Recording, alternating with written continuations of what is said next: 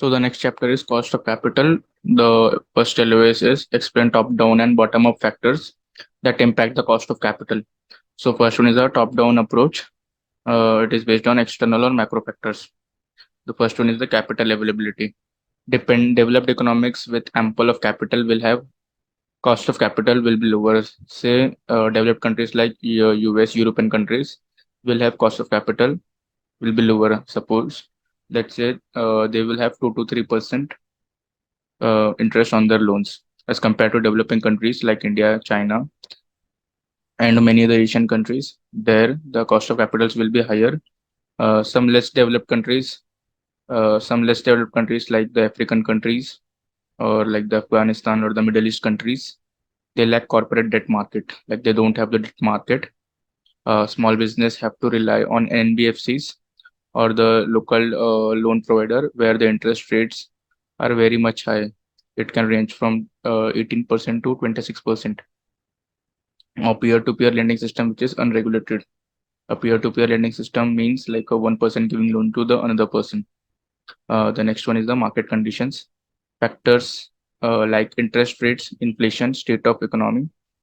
Lower levels of expected inflation leads to lower nominal risk-free rates. Suppose a country experiencing lower expected inflations, like the economy is gonna boost in the coming future. So there the risk-free rates are lower as compared to developing countries where the expected inflation is much higher. So the risk premiums on both equity and debt shrinks when economy is in expansion and rises when there is a turmoil in the market. Okay, that's a very easy statement. Transparent and predictable monetary policy of developed countries have risk premium lower. Suppose we know that like in US, like what the Fed is gonna do, like everything is transparent, and we know what are the monetary policy that the Fed gonna adapt. So there, the risk premium will be much lower. The investors will settle for less returns also, and the interest will be lower as compared to the country with currency volatility. The best example is Pakistan, where its currency is very much volatile to dollar. So the investors of these countries demand much more risk premium. Third one is the legal and regulatory considerations. Country risk, country follow. So there are basically two types of laws. Uh, First one is the common law. Common law is like the laws where the parliament make the law. The common law, has been followed in US, some European countries, and in India also. So they have legal systems have strong protection to investors. So here investors are strongly protected as compared to the civil law based on legal systems like France, Germany, and Japan. They have civil law. That's like whatever the judge said is the law. Okay. So the fourth one is the tax jurisdictions. Higher marginal tax rate will give you good tax shield. Okay. Second one is the bottom up approach, that is company specific. Like in bottom up, we will be doing first one is the company analysis, then industry analysis, and then the economy analysis. Okay. So first one is the business or operating risk. So everything here it's related to the companies only. Okay. Business risk of a company. Business risk when revenues, cash flow, earnings are volatile. Uh, while stable earnings, business risk falls. Okay. If any companies have stable earnings, their business risk will fall. Business risk rises. Okay, there is an arrow over here. The business risk rises when revenues and cash flow earnings are volatile. Like for a first quarter, they have 100 crores of revenues, and for the next quarter, they have 20 crores revenues. So there is a volatile revenues. So they have high business risk.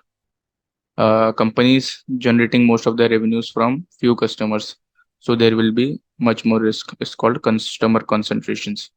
So if the companies are mainly dealing with very less, like 2 to 3% of the population of of a country, so there is a high risk. uh, debt, if the company has more debt, there will be much more risk. If the company has low quality of corporate governance, there will be much more risk. If the company's if the company is high risk exposure, high ESG risk exposure, which means like the petrochemical companies, like the companies who are dealing with petrols and fossil fuels, they have high ESG risk exposures. So all they demand risk premium. Okay, asset nature and liquidity. So what type of assets the company have, and like those assets are liquidable or not. Like we can generate money after selling them or not. Okay, on the asset on the asset you'll get debt. Company having real assets, so like the company is having real asset that is tangible, that can be feel, that can be seen, would have high recovery rate and lower risk premium. Asset designated as collateral reduce the cost of secure debt but increase the cost of subordinate debt. Like suppose a company has taken a debt, like the collateral debt, like they have given some collateral, like if they have given their assets or their plants. This will increase the cost of subordinate debt. Suppose the companies go for the second round of debt, so they increase the cost of subordinate debt as their claims become inferior. Okay. Third one is the financial strength and profitability. Companies having high profitability, high ability to generate cash, and they have low leverage. That means they have low debt to equity ratios. Will give low risk premium. Security features, embedded call options make security less desirable, and the risk premium is increases. Here, the issuer has to pay high interest rates to the call option holders at current time in the call option. Okay, but in future he can get benefit when the interest rate falls down. Okay, how it will get benefited? When in future when the interest rates falls, he will close down this call option and they will issue a new call option at the fallen interest rates. Okay. The put option reduces cost of borrowing because the company has to pay lower debt for the current period. But in future, if the interest rate rises, the interest rate rises, the PV, the present value of the bond will fall, but the put option investor will have the benefit, like the company has to pay at the higher interest rates. Okay,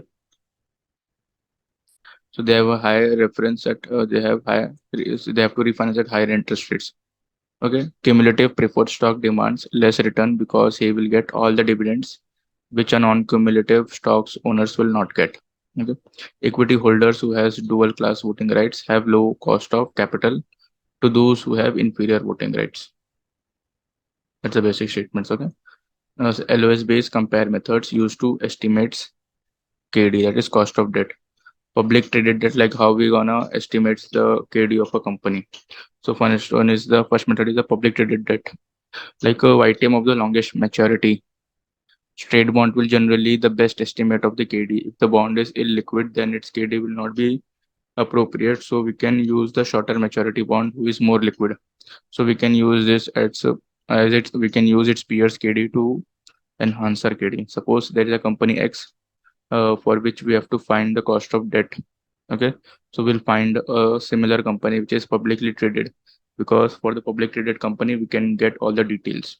So for the similar for the similar company of X, uh, we find the cost of debt of that company. To find the cost of debt of that company, we will find the most liquid bond with the highest number of maturity. So that will give the best idea of what suitable KD we're gonna use for company X. Okay. Next one is non-traded, thinly traded bonds. We can do matrix pricing. Suppose there are two bonds of 4 years and 6 years, but we have to find the price of a 5 year bond. So we can do matrix pricings. But in this case, the credit rating should be same. We can use different ratios like CR and debt to equity. Many countries bank loan is the primary debt for new bank loan. Previous bank loan interest rates is not useful for estimations. Okay. The next one is the leases. So this is a tough one. There are two types of operating lease and capital lease. Okay. So here we are talking about capital lease. Capital lease, in this,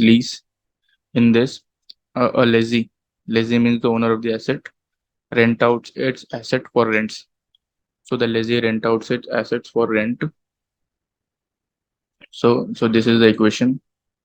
So the PV of all the rents, that is the lease payments, Suppose the payments are done monthly throughout the year, so we'll find out the and the total tenure of the lease will be 1 year. Okay, so we'll find out all the PV of the rents of the 12 months plus the residual value of the asset. Suppose the today value of the asset is $100, and after 1 year, the asset will be deteriorated and the asset price will be $80.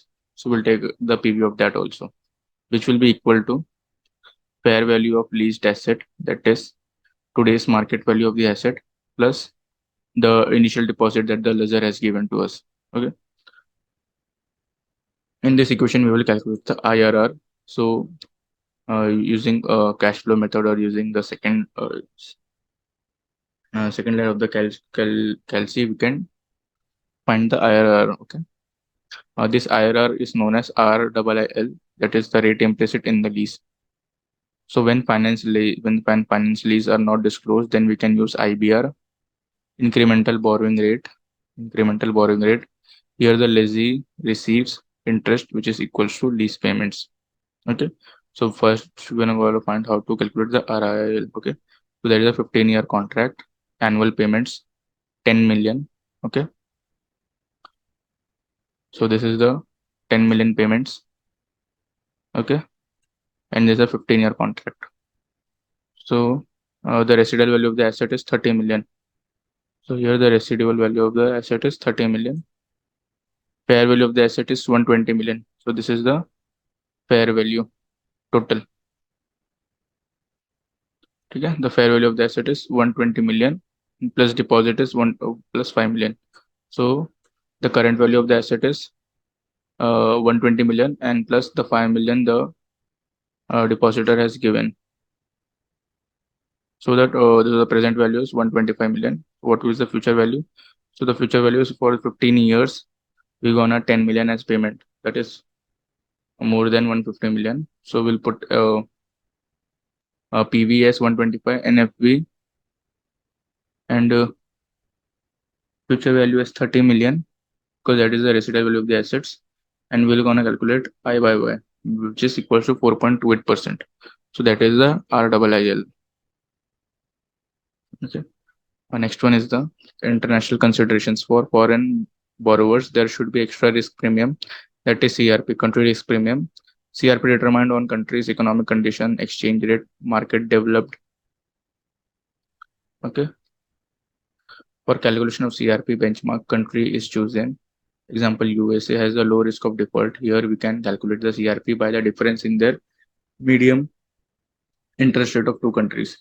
So USA has 4% interest rates with the country risk premium of 0, and the Japan has 5% interest rates with the country risk premium of 1, and India has interest rate of 6%, the country risk premium of 2. So there's a difference of 1% between India and Japan. Okay, so this is 2 minus 1, 1. No, sorry, on the interest rate side, 6 minus 5, 1. Okay, so difference in interest rate plus the above CRP. So we have to find out the Sri Lanka's interest rate. Okay, so here will be 6 minus 5, 1, so 3. Okay, so this is the calculation of CRP. Next one is the matrix pricing calculations. So find YTM of a 6-year double B rated bond. So there are 4 bonds with years of 4, 4, 7, 7. Coupons rates are given and the PV of the bond is given. In the matrix for rating, should we come find out the YTM of the given bonds. So here you have to find out the YTM. Okay. So the YTM and years are important. So we do average 4 years bond. So will do 4 years bonds average and 7 years bonds average. Okay, so here we got the data 4 and 7. That's the YTM of 5.23 and 5.4. So we have to find 6. Okay, so what we want to do is to find out for the first year, like 7 minus 4, like 7 minus 4 will be 3 years. So 5.4 minus 5.23 will be for 3 years and divided by 3. So 5.4 minus 5.3 divided by 3, which will be equal to 1 year. Okay, so 4, so we're going to do 5.23 plus 2 into this 0.0262. Okay,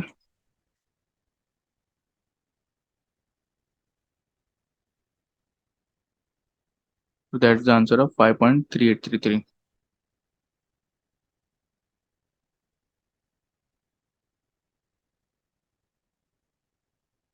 Next one is the LOSC. Explain historical and forecasted looking approaches to estimate an equity risk premium. So we're gonna find out how the equity risk premium is calculated. Required return on equity is different from return on equity. Okay, here how much return we want as an investor. It is calculated as uh, return required return on equity, which is equals to RF plus equity risk premium and others risk premiums like country risk premium and specific risk premiums. Okay, so the ERP is equity risk premium, IRP is additional company specific risk premium for companies. So here we are focused on ERP. So there are two estimates of equity risk premium: historical estimates and forward looking estimates. Historical estimates of ERP can be calculated as the average annual return of equity market index like Nifty over the long period such as 20, 30 or 40 years and subtract the average annual risk free rate. This is this model is simple and objective. While doing historical estimates, focus on four important issues. Index selections like Nifty, it should be the one that serves as a good proxy. Okay, that serves as a good proxy for the average annual return of equity investors. Okay,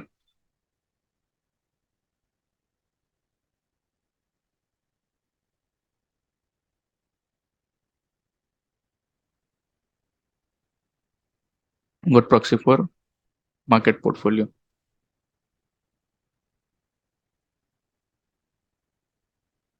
Sample period.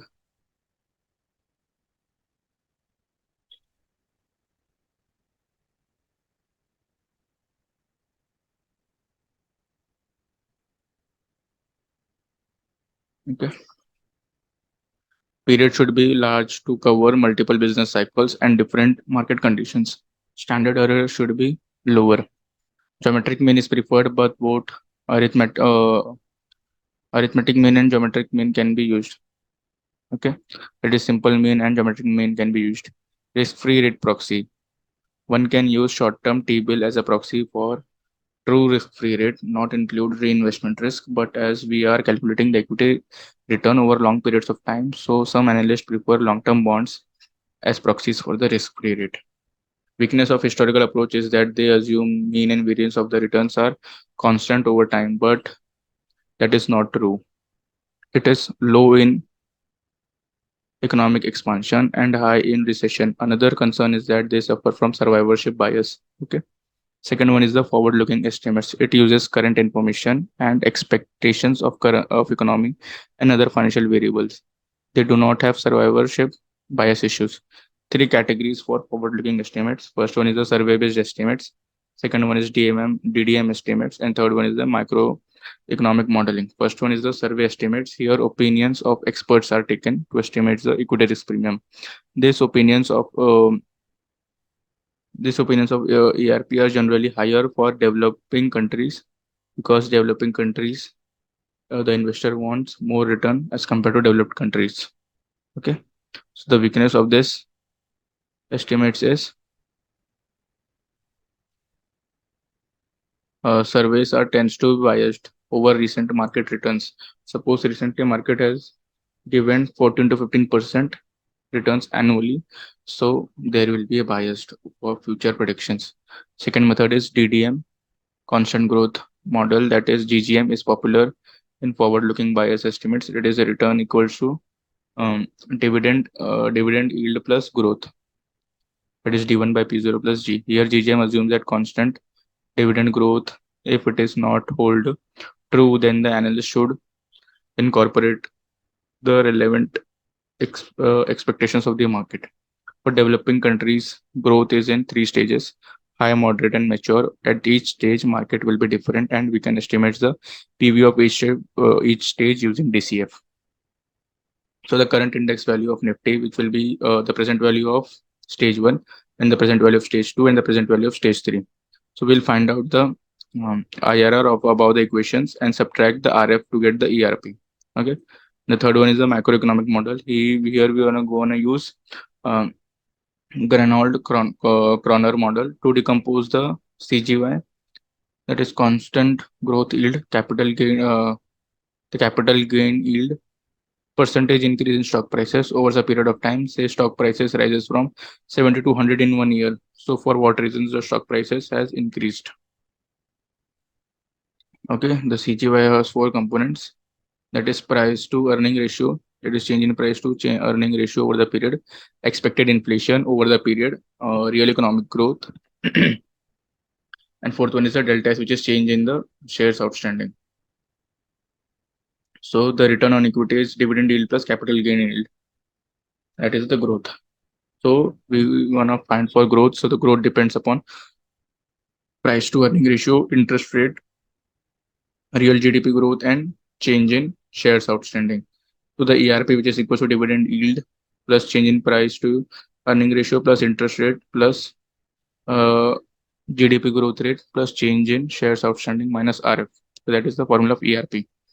IR interest rates are expected inflation calculation, nominal yield of US Treasury bond, and TIPS, that is inflation protection. So easy method is difference, and the hard method is doing geometric mean. Okay. Compare LOSD is compare methods used to estimate the required return on equity, and LOSE is estimate KD and for KD or RE for a public company and private company. So different approach to calculate required return on equity are DDM, bond yield plus risk premium, build up approach, and risk premium models. First one is the DDM. DDM is a dividend yield plus constant capital growth yield. That is the growth. If growth is not constant, we can use two-stage or three-stage model. So the company X is expected to give a dividend of 4 at the end of first year. So the growth is equal to 4%. Price of the stock is $100. So the required return on equity is dividend yield plus growth. So dividend is 4 by 100 plus 4. So it will be 8% expected to pay. So the dividend D1 is D2, D3, and D4 are given. Stock price is 50. Um, the price of the stock is $60. Find IRR using CF method. So using CF method, you want to find out IRR is 8.78%. Okay. The second approach is bond yield plus risk premium method. So this method is used to calculate the cost of equity, that is for the company whose debt or the bond is publicly traded. Here we add the risk premium to the bonds YTM to get the cost of equity. Okay. So here is an example. N equal to 15, coupon is 8.2%, price is 101.70, risk premium for equity is 3.8%. Find KE using DY plus RPM. Okay. So the YTM is 8%. So we're going to calculate YTM and we're going to add 3.8, which will be equal to 11.8. So the next method is risk-based modules. First one is CAPM. It is a single factor model, that is beta. CAPM only use beta, okay? Systematic risk or an individual security. A systematic risk cannot be diversified by holding diversified portfolio of securities. So beta systematic risk cannot be diversified, okay? So CAPM formula is RF plus risk premium into beta. We have multi-factor models also, like it has greater explanatory power that CAPM, which is single factor. So general form of n factor model is required return, which is equal to RF plus risk premium 1 plus risk premium 2 plus risk premium nn. So risk premium is equal to factor sensitivity into factor risk premium. Sensitivity is similar to beta. And factor risk premium, like here in CAPM, we have market return, that is RM minus RF. So the multi-factor models are like pharma bench model. So it is a three-factor models. So they add two more factors, that is size, which is measured by market cap, and the value, which is measured by book to market ratio.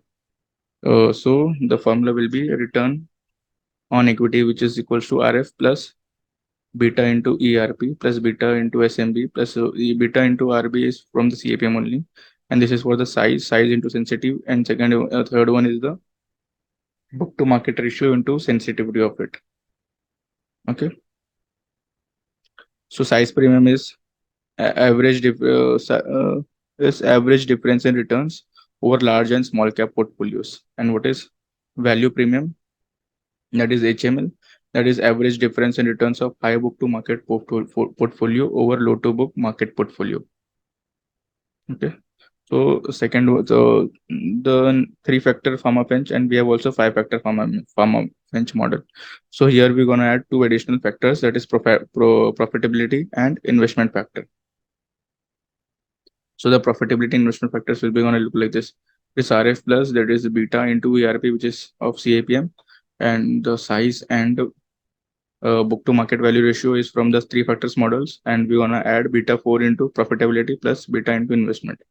Also, profitability premium is average difference in portfolio returns of company with high profitability with companies with low profitability. Investment premiums is average difference in portfolio's returns of a company with conservative investment with the aggressive investment. So here is the example. We're gonna multiply beta with the risk premiums, and then we're gonna add it with RF. Okay. Next one is the cost of equity for private companies. That is the companies which are not publicly traded. As for private companies, publicly available data is very, very less to compute its cost of equity with CAPM or pharma bench model. Appropriate risk premiums like size premiums, industry risk premiums, specific company risk premiums (SCRP) or general risk premiums are to be considered. Qualitative factors are important to consider when assessing the risk of investing in private companies. Additional details on the factors are industry the companies are in which the company operates, high risk industry or low risk industry, corporate governance, quality of corporate governance, asset nature and type. Like the assets are tangible or mostly the assets are intangible, like intangible assets will increase the risk. Intangible assets consist of patents and goodwill. Customers and suppliers concentrations, whether the company has good number of customers or less number of customers, then the risk will defined. Geographical concentrations, natural disasters or political instability. If company is located where there is a natural disasters occurs, like Nepal, or a political unstable countries like Afghanistan, Iran. Okay. Competitive positions, low company positions will lead to loss of market shares, means low market share of industry. So if company has low market share, will have less competitive positions. And it also depends on management quality, like the quality of management is good or not. Quantitative factors are operating leverage, financial leverage, or earnings volatility, cash flow volatility, leverage, how much the leverage is, and risk. Two approaches to calculate the cost of equity for private companies: expanded CAPM and built-up approach. So the expanded CAPM is, here CAPM uses standard CAPM with its peers. With its peers, beta is listed and adds a risk premium as needed. Suppose two cement industries, one is private, one is public. So we're gonna find out the public company's beta, and we find out the cost of equity, and we add a risk premium to the private companies to estimate its cost of equity.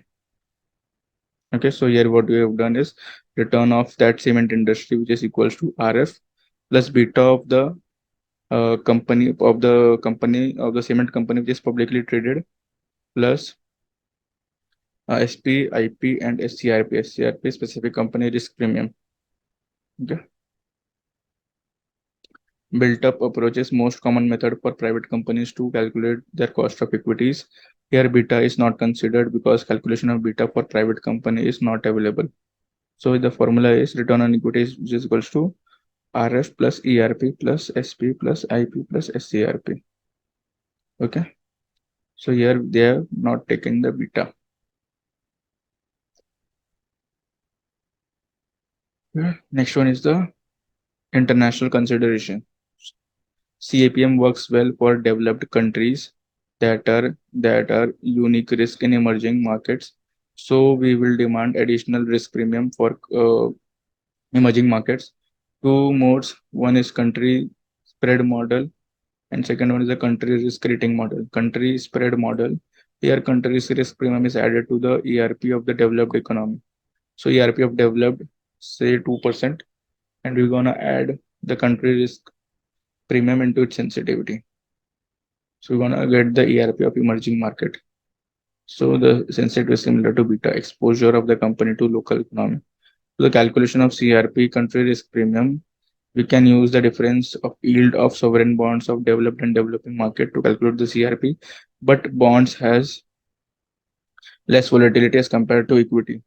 So CRP is equal to yield, sovereign yield spread. So the spread, like the difference between the developed economies bonds and the developing countries bond, into sigma of equity divided by sigma of bond.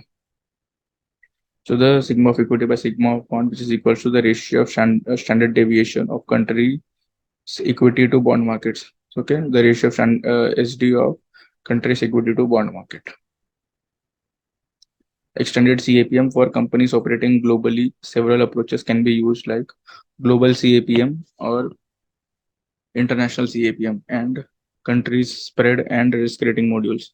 So the global CAPM is not widely used for developing markets, as data of emerging market is not readily available.